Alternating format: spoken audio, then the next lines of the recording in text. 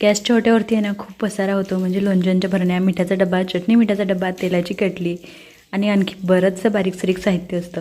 आणि ते आपण असंच मोकळं मोकळं ठेवलं ना आणि मग स्वयंपाक करताना गॅस ओटा लहान पडतो, म्हणजे किती मोठा असू द्या, पण ह्या छोट्या छोट्या भरण्यामुळं काय होतं, सगळी जागा व्यापून घेतं.